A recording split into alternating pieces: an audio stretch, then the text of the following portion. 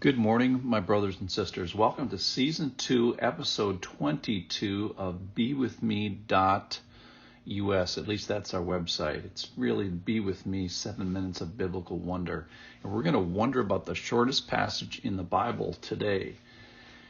Yesterday, we are in the context of learning about Jesus declaring himself and going to be showing himself to be the resurrection and the life.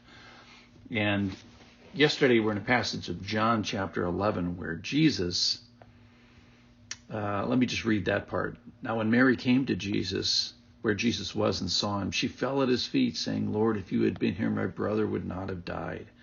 When Jesus saw her weeping, and the Jews who had come with her also weeping, he was deeply moved in his spirit and greatly troubled.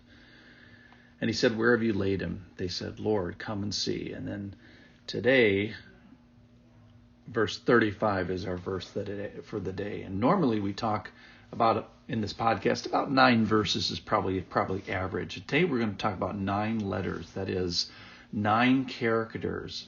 I'll spell them for you. J-E-S-U-S space, and then the second word, W-E-P-T. I can't even spell it. Here it is. Jesus wept. So yesterday we found that Jesus was deeply moved in his spirit, and that it's almost like the lines of evil were drawn, and the combatants, the NFL linemen of Jesus and death and sin, were snorting at each other across the line. I told the story of my little 4-year-old friend growling in this early drumbeat of the death and resurrection of Jesus. This scolding, indignant, admonishing conflict where Jesus is just a little bit angry and pissed off and coming against something, because he does have a real enemy here: death, sin, the fall.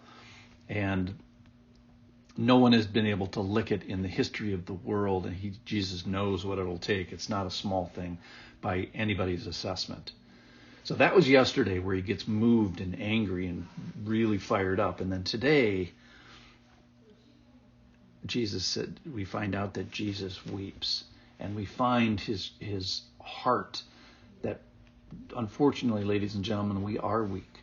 We won't stop death. We won't stop the consequences of sin.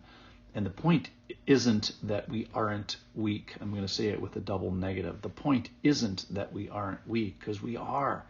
But the point is that he's able to sympathize with our weakness, as it says in Hebrews chapter 4. And that he had compassion on us. And it says that twice in Matthew, that the Lord has compassion with us. If you cut Jesus in half, all you're going to get is compassion on the inside.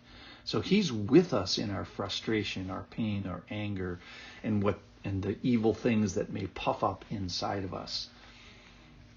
And we need, oh my goodness, godly compassion. Who else are we going to call to take care of the sin problem? No one has been able to do it for thousands of years. And we need human compassion. And the joy of that is that he's been there. He has been tempted. He has been tried. He has had temptation to unrighteous anger, or sexual temptation, or financial temptations, or temptation to steal, all those things. But he's been without sin. So we find in our Savior a friend of sinners, and oh boy, do we need that. That's in Luke 7. So his guts, what Jesus gets up in the morning to do, is to be compassionate on us, to run to us. So we find a Savior that runs to us, runs to our grief, and then he hints at its resolution. In Revelation 21, it says there will be not only no more death, but no more mourning.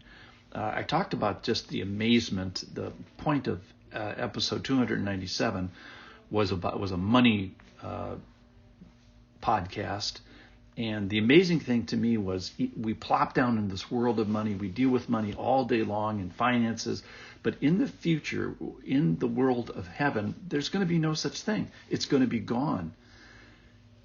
We can almost not even imagine a world without money, much less, infinitely more, a world without decay and death or mourning. My church regularly celebrates Mother's Day, but it's a bittersweet holiday because the pastors, when they celebrate that, they know that, yes, you're supposed to elevate and support and honor mothers, but about a third of the people in the audience have lost their mothers. And so they're grieving. And so if we ask them, tell us about your mother, it will bring on grief, or tell me about your lost child, grief, or tell me about a miscarriage, or tell me about your old grandparent that died. So we find Jesus alongside of us, a companion, a fellow sufferer, and one that is acquainted with grief. So we go back to Isaiah 53. I was thinking about that. And he's a man of sorrows, acquainted with grief. It's such a good thing that our Savior is acquainted with this. We need someone to help us and come alongside of us. So not only that, he bears our griefs and carries our sorrow, and in Jesus' case, he's going to fix it. All right, so now, I think tears can make good prayers if we give them to God, because God sees and can hears. And what I'd like to do is imagine a world, an existence, a place, a heaven, a reality, an eternity without mourning and death and pain and sin and the fall. It's going to be gone. I use the word poof, but I'm not talking about its ease of extinction. It's going to be difficult to get rid of it. I admit that.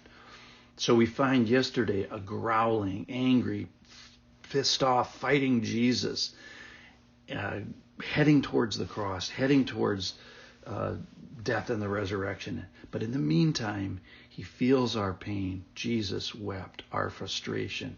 Jesus wept. It's the why he came, exactly why he came. So yesterday I was gobsmacked, or in episode 297, I was gobsmacked with the idea of a world without money. And now I'm just gobsmacked again, even more so, about a world without not only death, but without mourning and sadness. So I'm so glad that we have a God that came down in the meantime to weep with us. So ladies and gentlemen, the shortest verse in the Bible, Jesus wept. 9 letters, 9 characters. Jesus wept. I'm so glad we have a God like that. Thanks for joining me.